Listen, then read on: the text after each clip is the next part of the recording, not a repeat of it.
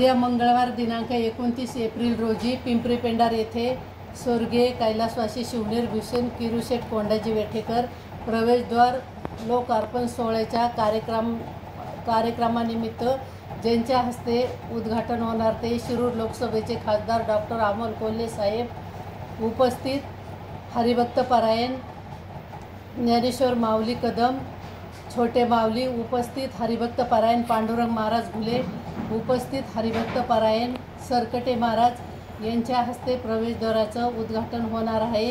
त्यांच्या समवेत तालुक्याचे आमदार शरददादा सोनवणे यांच्या अध्यक्षतेखाली कार्यक्रम संपन्न होणार आहे।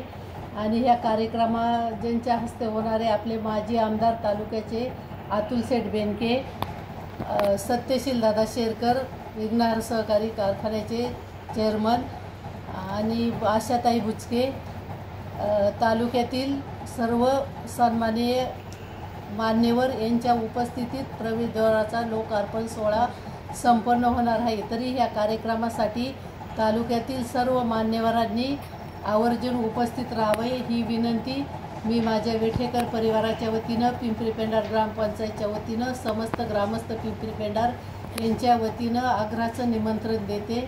आपण सर्वांनी ह्या कार्यक्रमासाठी उद्या ठीक 9:30 वाजता उपस्थित राहावे ही विनंती।